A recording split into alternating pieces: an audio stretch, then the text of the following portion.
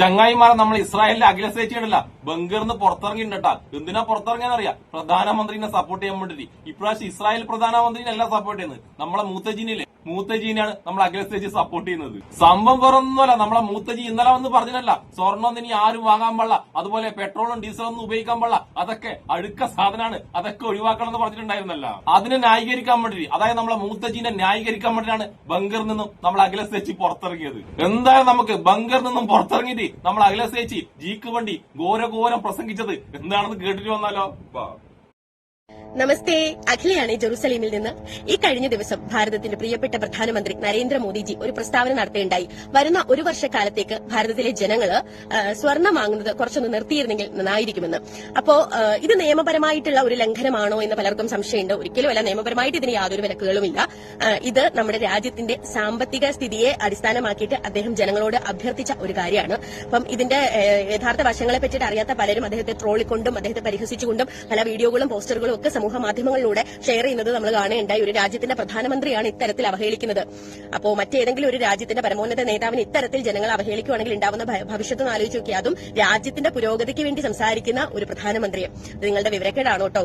എന്റെ അഖിലസേച്ചി, നിനക്ക് നിന്റെ സംഖ്യക്കാന്ന് വിവരക്കേട് മാത്രമല്ല നിങ്ങളുണ്ടല്ല പൊട്ടന്മാരാണ്, ഭൂലോക പൊട്ടന്മാർ. അതായത് പ്രധാനമന്ത്രിനെ വിമർശിക്കുമ്പോഴോ തെറ്റുകൾ ചൂണ്ടിക്കാണിക്കുമ്പോഴോ ഇനി എന്തെങ്കിലും ചോദ്യം ചോദിക്കുമ്പോഴോ അപ്പ സംഘം ഓടിയെറിയും. ഇതാ നമ്മളെ പ്രധാനമന്ത്രിനെ അവമാനിക്കുന്നേ എന്ന്. നിങ്ങൾക്കുണ്ടല്ല നമ്മൾ ചോദിക്കുന്ന ചോദ്യങ്ങൾക്ക് ഉത്തരവില്ലെങ്കിലോ നിങ്ങളെ പൊട്ടത്തരം കണ്ടുപിടിക്കുമ്പോഴോ എന്നേരം നിങ്ങൾ എന്താ പറയാന്നറിയാം? ഈ ചോദ്യങ്ങൾ ചോദിച്ച എല്ലാവരും നിങ്ങൾ രാജ്യദ്രോഹികൾ. പിന്നെ അഖിലസേച്ചി പറഞ്ഞ പോലെ മറ്റുള്ള രാജ്യങ്ങളിൽ ചോദ്യം ചോദിക്കുന്ന ആളുകളുണ്ടല്ല അങ്ങ് തൂക്കിക്കൊല്ലൊന്നും ഇല്ല അഖിലസേച്ചി. എന്തിന്? അഖിലസേച്ചി ജീവിക്കുന്ന ഇസ്രായേലിലെ ജനങ്ങളുണ്ടല്ല നിങ്ങൾ നെതന്യാവിനെതിരെ എന്തൊക്കെ പ്രക്ഷോഭങ്ങൾ നടത്തുന്നുണ്ട്. ഇറാന്റെ മിസൈലിനെ പേടിച്ച് മാത്രമല്ല നെതന്യാവ് ബങ്കറിൽ ഒളിച്ചിരിക്കുന്നത്. ആ രാജ്യത്തെ ആൾക്കാരുടെ പ്രതിഷേധമില്ലേ, ആ പ്രതിഷേധം പേടിച്ചു കൂടിയാണ് മൂപ്പർ ആ ബങ്കറിൽ ഒളിച്ചിരിക്കുന്നത്. മൂപ്പറെ ആകെ ഇഷ്ടപ്പെടുന്നത് കേരളം എന്ന് പോയ അഖിലസേച്ചിനെ പോലത്തെ കുറച്ച് സംഖ്യകളും കുറച്ച് ക്രിസംഖ്യക്കും മാത്രമാണ്. അല്ലാതെ അവിടെയുള്ള ഇസ്രായേലുള്ള ബോധമുള്ള ആൾക്കാരുണ്ടല്ല നെതന്യാവിനെ കണ്ടമിഴി ഓടിക്കാൻ നിൽക്കുന്നത്. പിന്നെ അഖിലസേച്ചി അതിനിടക്ക് പറഞ്ഞു നമ്മൾ ഇന്ത്യയിൽ ജീനെ വിമർശിച്ചു കഴിഞ്ഞാൽ യാതൊരു കുഴപ്പമില്ലാന്ന്.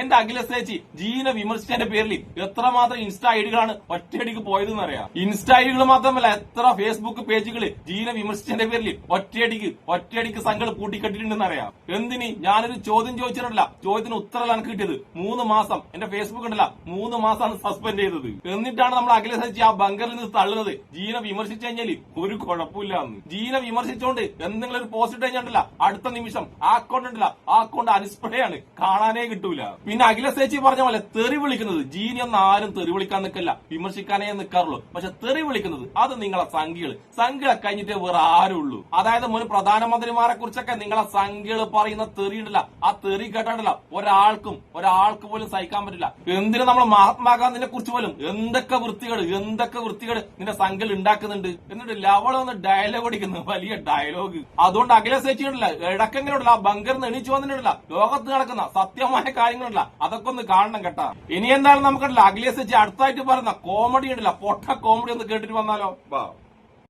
എന്താണ് അദ്ദേഹം ഉദ്ദേശിച്ചതെന്ന് ഞാൻ പറഞ്ഞുതരാം. പലർക്കും അറിയാം, അറിയാത്തില്ലാത്ത ആൾക്കാർക്ക് വേണ്ടിയിട്ടാണ് പറഞ്ഞിരുന്നത്. ഇന്ത്യ എന്ന് പറയുന്ന രാജ്യം ഏറ്റവും കൂടുതൽ സ്വർണം വിദേശ രാജ്യങ്ങളിൽ നിന്ന് ഇറക്കുമതി ചെയ്യുന്ന ഒരു രാജ്യമാണ്. അപ്പോൾ നമ്മൾ വിദേശ രാജ്യങ്ങളിൽ നിന്ന് സ്വർണം വാങ്ങിക്കുമ്പോൾ നമ്മൾ ഡോളർ കൊടുത്തിട്ടാണ് വാങ്ങിക്കുന്നത്. അതുപോലെ തന്നെ എണ്ണയും ഈ പറഞ്ഞ പോലെ നമ്മൾ വിദേശ രാജ്യങ്ങളിൽ നിന്ന് ഒരുപാട് ഇറക്കുമതി ചെയ്യുന്നുണ്ട്. അതിനും നമ്മൾ ഡോളർ കൊടുത്തിട്ടാണ് ഇറക്കുമതി ചെയ്യുന്നത്. അപ്പം ഡോളർ നമ്മൾ ഒരേ സമയം എണ്ണയ്ക്കും സ്വർണത്തിനും വേണ്ടി നിക്ഷേപിക്കുമ്പോൾ നമ്മളുടെ കയ്യിലുള്ള വിദേശ നാണ്യം, അതായത് ഫോറക്സ് റിസർവ്സ് എന്ന് പറയും, ഇതിന്റെ അളവ് ക്രമാതീതമായി കുറയാൻ സാധ്യതയുണ്ട്. അതായത് ഇപ്പോൾ വർദ്ധിച്ചു മിഡിൽ ഈസ്റ്റിലുണ്ടായ സംഘർഷം കാരണം ക്രൂഡ് ഓയിലിന്റെ വില കുത്തരെ കൂടിയത് കാരണം എണ്ണ ഇറക്കുമതിയിൽ നമ്മൾ ഒരുപാട് ഡോളർ കൊടുക്കേണ്ടി വരുന്നുണ്ട്. അത് സ്വർണ്ണത്തിലേക്ക് നമ്മൾ ഇൻവെസ്റ്റ് ചെയ്ത് കഴിഞ്ഞാൽ നമ്മുടെ കയ്യിലുള്ള വിദേശ നാണ്യത്തിന്റെ അളവ് വളരെയധികം കുറയും. ഒരേ സമയം നമ്മുടെ രൂപയുടെ മൂല്യം സംരക്ഷിച്ചുകൊണ്ട് വേണം നമ്മൾ ഡോളർ ചെലവാക്കാൻ. നമ്മൾ ഡോളർ എത്രത്തോളം ചെലവാക്കുന്നു അതിനനുസരിച്ചിട്ട് നമ്മുടെ രൂപയുടെ മൂല്യം കുറഞ്ഞുകൊണ്ടിരിക്കുകയാണ്. അപ്പൊ ഇതിനു വേണ്ടിയിട്ട് നമ്മുടെ രാജ്യത്തെ സാമ്പത്തിക അരക്ഷിതാവസ്ഥ ഒരിക്കലും ഉണ്ടാവാതിരിക്കാൻ വേണ്ടിയിട്ടുള്ള മുൻകരുതലിന് വേണ്ടിയിട്ടാണ് അദ്ദേഹം ഇത്തരത്തിലൊരു പ്രസ്താവന നടത്തിയത്. എന്റെ അഖിലസേച്ചി, നിങ്ങൾക്ക് ഇതിനെപ്പറ്റിയൊന്നും വലിയ വിവരമില്ലെങ്കിൽ ഈ തള്ളാതെ പൊട്ടത്തരം പറയാതെ അനങ്ങാതെ അവിടെ ഇരുന്നൂടെ? നിങ്ങൾ തന്നെയല്ലേ കുറച്ചു കാലം മുന്നേ പറഞ്ഞത് സാമ്പത്തിക ശക്തിയിൽ ഇന്ത്യ 3ാം സ്ഥാനത്താണ്, 2 ആഴ്ചയോ 3 ആഴ്ചക്കുള്ളിൽ ഇന്ത്യ 1ാം സ്ഥാനത്ത് വരുന്നത് നിങ്ങൾ തന്നെയല്ലേ തള്ളിയത്? അങ്ങനെയുള്ള നമ്മളെന്തിനാണ് ഡോളറിനെ പേടിക്കുന്നത്, അമേരിക്കനെ പേടിക്കുന്നത്, ലോകരാജ്യങ്ങളെ നമ്മളെന്തിനാണ് പേടിക്കുന്നത്? പറയൂ അഖിലസേച്ചി, പറയൂ. അടുത്ത ആഴ്ച ഉണ്ടല്ല ലോക സാമ്പത്തിക ശക്തിയിൽ 1ാം സ്ഥാനത്ത് എത്താൻ പോകുന്ന നമ്മൾ ഈ വാട്ടാവളിയന്മാരെയൊക്കെ എന്തിനാണ് പേടിക്കുന്നത്? പിന്നെ അഖിലസേച്ചി എന്താ പറഞ്ഞത്? രൂപ ട്വിസ്റ്റ് ഉപയോഗിച്ചില്ലെങ്കിൽ ഡോളറിന്റെ മുന്നിൽ രൂപയുടെ മൂല്യം ഇടിയൊന്നോ ഇനി എന്ത് ഇടിയാനാണുള്ളത് എന്റെ അഖിലേഷ്? മിക്കവാറും ഒരാഴ്ചക്കുള്ളിൽ ഡോളറിന്റെ മൂല്യമുണ്ടല്ല നമ്മുടെ രൂപയുടെ മൂല്യം ഉണ്ടല്ല സെഞ്ചുറി അടിക്കാനാ പോകുന്നത്. എന്നിട്ട് അഖിലേഷ് ആ ബംഗറിൽ നിന്ന് തള്ളിയെന്ന് മൂല്യം കുറഞ്ഞു പോകുന്നു. ഇനി എന്ത് മൂല്യം കുറയാൻ വേണ്ടിട്ട്? പിന്നെ വേറൊരു കാര്യം പറഞ്ഞിട്ട് അഖിലേഷ്, നിങ്ങളുടെ സംഖ്യയുടെ ധാരണ എന്താ അറിയാം? ഡോളറിന്റെ മൂല്യം ഉണ്ടല്ല നമ്മുടെ രൂപയുണ്ടല്ല 1000 രൂപക്ക് എത്തുമ്പോഴാണ് നമ്മൾ ലോക സാമ്പത്തിക ശക്തിയിൽ ഒന്നാമതെത്തുന്നതാണ്. അതായത് ഒരു ഡോളറിന് 1000 രൂപയാകുമ്പോഴാണ് നമ്മൾ സാമ്പത്തിക ശക്തിയിൽ ഒന്നാമതെത്തുന്നത് നിങ്ങളുടെ സംഖ്യകൾ പറഞ്ഞു കിടക്കുന്നത്. അങ്ങനത്തെ സംഖ്യകളുള്ള നാട്ടില് അഖിലേഷിനെ പോലുള്ളവർ ഇമാതിരി പൊട്ടത്തരം പറഞ്ഞില്ലെങ്കിൽ അത്ഭുതമുള്ളൂ. പിന്നെ അഖിലേഷില്ല ക്രൂഡ് ഓയിലിന്റെ വില കൂടിയതിനെ കുറിച്ചൊക്കെ പറഞ്ഞ് ക്രൂഡ് ഓയിലിന്റെ വില കുറഞ്ഞപ്പോഴുണ്ടല്ല നമ്മുടെ രാജ്യത്ത് ഭയങ്കരമായ വിലക്കയറ്റം തന്നെയായിരുന്നു എന്റെ അഖിലേഷ്. കുറച്ചു കാലം മുന്നേ ക്രൂഡ് ഓയിലിന്റെ വിലയെ പറ്റി നിങ്ങൾ മുരളീധരൻ ജിയിലെ മൂപ്പർ പറഞ്ഞ കാര്യമില്ല, ഇതുവരെ മൂപ്പർക്ക് തന്നെ മനസ്സിലായില്ല. പിന്നല്ലേ നമുക്ക് മനസ്സിലാക്കേണ്ടത്? പിന്നെ നമ്മുടെ രാജ്യത്തിന്റെ സാമ്പത്തിക അരക്ഷിതാവസ്ഥക്ക് കാരണം എന്താ അറിയാം? മൻമോഹൻ സിംഗില്ലേ, മൂപ്പറെ പോലത്തെ ബോധവും വിവരമുള്ള ഒരാളില്ലേ ഭരണത്തിൽ ഇല്ലാതായി പോയതാണ്. അതായത് അദ്ദേഹത്തെ പോലെ ബോധവും വിവരമുള്ള ആൾക്കാരുണ്ടല്ല ഭരണത്തിൽ ഉണ്ടായിരുന്നെങ്കിൽ നമ്മുടെ രാജ്യത്തിന്റെ അവസ്ഥയുണ്ടല്ല ഇതുപോലെ തകരില്ലായിരുന്നു എന്റെ അഖിലേഷ്. നിങ്ങളുടെ ടീമിൽ അവിടെ ഇരിക്കുന്നതിൽ തള്ളാനും പൊക്കളി അളക്കാനും മാത്രം അറിയുന്ന അതിൽ ബിരുദാനന്തര ബിരുദെടുത്ത ആൾക്കാർ മാത്രമേ അവിടെ ഉള്ളൂ അഖിലേഷ്. ഇനി നിങ്ങൾ നോക്കിക്കോ, അടുത്ത ആഴ്ചയുള്ള ഞാൻ പറഞ്ഞ പോലെ ഡോളറുമായി ഇന്ത്യയുടെ രൂപയുടെ മൂല്യം ഉണ്ടല്ല 100 തികക്കും, സെഞ്ചുറി അടിക്കും. അപ്പൊ നിങ്ങളെ സംഖ്യ ഉണ്ടല്ല പായസം വെച്ച് ആഘോഷിക്കും. അതാ സംഭവിക്കാൻ പോകുന്നത്. അതായത് അത്രയും ബോധവും വിവരവും മാത്രമേ നിങ്ങളെ സംഖ്യക്കുള്ളൂ അഖിലേഷ്. ഇനി നമുക്ക് നമ്മൾ അഖിലേഷ് ഇടില്ല അവസാനമായിട്ട് ലാസ്റ്റ് ആയിട്ട് പറഞ്ഞ ഒരു വൻ പൊട്ടത്തലുണ്ട്, അതും കൂടി കേട്ടിട്ട് വരാം.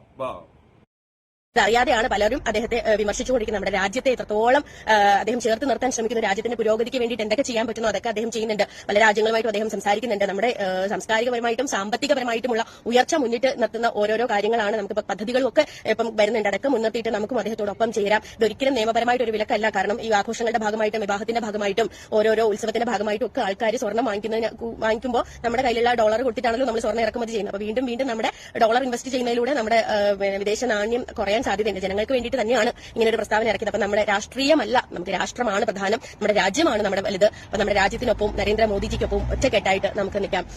എന്റെ അഖിലേഷ് പറഞ്ഞ പോലെ നമ്മളൊക്കെ ഉണ്ടല്ല ജിയുടെ കൂടെ തന്നെ നിൽക്കാം. പക്ഷെ ജിയുടെ കൂടെ നിൽക്കാൻ വേണ്ടി ജി ഉണ്ടല്ല ജി ഇവിടെ നിൽക്കണ്ടേ? ജി ലോകരാജ്യങ്ങൾ മൊത്തം ഉണ്ടല്ല കറങ്ങാൻ പോകല്ലേന്ന് നമ്മളോട് മുണ്ട് മുറുക്കി കൊടുക്കാൻ പറഞ്ഞിട്ട് ജി മൊത്തം കറക്കാണ് അഖിലേഷ്. അപ്പൊ നമ്മൾ എങ്ങനെയാണ് ജിയുടെ കൂടെ നിൽക്കാൻ പറ്റുക? പിന്നെ നിങ്ങൾ എപ്പോഴും പറയാറുണ്ട് ജി വിദേശ രാജ്യങ്ങളിൽ പോയി കഴിഞ്ഞാൽ ഇന്ത്യക്ക് നമ്മുടെ രാജ്യത്തിന് അതിന് ഒരുപാട് ഉപകാരം ഉണ്ടെന്ന്. 10 വർഷമായിട്ട് നമ്മളെ ജിയുള്ള വിദേശ രാജ്യങ്ങൾ മൊത്തം കറങ്ങിക്കൊണ്ടേയിരിക്കുന്നു. എന്നിട്ടും ഈ അവസ്ഥ നമ്മുടെ രാജ്യം എന്റെ അഖിലേഷ് പറഞ്ഞ പോലെ ഈ അവസ്ഥയിൽ എങ്ങനെയാണ് എത്തിപ്പെട്ടുപോയത്? നമ്മളെ ജി കഴിഞ്ഞ 10 വർഷമായിട്ട് ലോകരാജ്യങ്ങൾ മൊത്തം കറങ്ങിയിട്ട് നമ്മൾ ഇപ്പോഴും ഉണ്ടല്ല ഡോളറിനെ പേടിച്ച് ജീവിക്കേണ്ട അവസ്ഥയാണല്ലോ എന്റെ അഖിലേഷ്. നമ്മുടെ രാജ്യത്തിന്റെ അവസ്ഥയുണ്ടല്ല ഇങ്ങനെ വന്നത് ഞാൻ നേരത്തെ പറഞ്ഞ പോലെ മൻമോഹൻ സിംഗിനെ പോലെ ബോധവും വിവരമുള്ള സാമ്പത്തിക കാര്യങ്ങളിലും നയതന്ത്ര കാര്യങ്ങളിലും ബോധവും വിവരമുള്ള ഒരാളും നിങ്ങളെ കൂടെ ഇല്ലാത്തത് കൊണ്ടാണ് നമ്മുടെ രാജ്യത്തിന്റെ അവസ്ഥയുണ്ടല്ല ഇങ്ങനെ തകർന്നു പോയത്. അതൊക്കെയുണ്ടല്ലോ അഖിലേഷ് സംഖ്യക്ക് മനസ്സിലാക്കണം കണ്ടില്ല, മനസ്സിലാകുകയില്ല. കാരണം അത് മനസ്സിലാകാനുള്ള ബുദ്ധി വിവരവും നിങ്ങൾക്ക് ഒരിക്കലും ഉണ്ടാവൂല. അങ്ങനെ മനസ്സിലാകണമെങ്കിൽ കുറച്ചെങ്കിലും ബുദ്ധി വേണം എന്റെ അഖിലേഷ്. ആ സാധനം ഈ ജന്മത്തിൽ നിങ്ങൾ സംഖ്യക്ക് ഉണ്ടാവൂല. അതില്ലാത്തടത്തോളം കാലം ഉണ്ടല്ല നിങ്ങൾ ഇങ്ങനെ പൊട്ടത്തരം പറഞ്ഞുകൊണ്ടേയിരിക്കും. സംഖ്യയിലാണെങ്കിൽ നിങ്ങൾ പറഞ്ഞ പൊട്ടത്തരം കേട്ടിട്ട് അതിലും വലിയ പൊട്ടന്മാരാകും. എന്നാലും അഖിലേഷ് പറഞ്ഞ ഡോളർ കൊടുത്ത് സ്വർണം വാങ്ങുന്ന നമ്മളെ പുറത്തെ പാവപ്പെട്ട അവസ്ഥ ഞാൻ ആലോചിക്കുന്നത്. ഡോളർ പോയിട്ട് ഇന്ത്യൻ രൂപയുണ്ടല്ല ഇന്ത്യൻ രൂപ പോലും എടുക്കാൻ കഴിയാത്ത അത്രയും പാവപ്പെട്ട ആൾക്കാർ ജീവിക്കുന്ന രാജ്യമായിട്ട് നമ്മൾ ഇന്ത്യ മാറിക്കൊണ്ടിരിക്കുകയാണ്. അപ്പോഴാണ് അഖിലേഷ് പറഞ്ഞത് ഡോളർ കൊടുത്തിട്ട് സ്വർണം വാങ്ങരുത് എന്ന്. ഇമാതിരി പൊട്ടത്തരല്ലോ ആ ബംഗറിൽ നിന്ന് പറയുമ്പോഴല്ല ഇറാന്റെ മിസൈൽ അങ്ങോട്ട് വരികയില്ല. ഇറാന്റെ മിസൈൽ പോലും തോറ്റുപോകും അഖിലേഷിന്റെ ഇമാതിരി തള്ളിന്റെ മുന്നിൽ. എന്തായാലും ഇമാതിരി തള്ളു കാണാനാണെങ്കിലും ആ ബംഗറിൽ നിന്നും പുറത്തു വന്ന അഖിലേഷിക്കും എന്നെ ഇഷ്ടപ്പെടുന്ന എല്ലാവർക്കും എന്റെ ഒരു നല്ല സുലാൻ.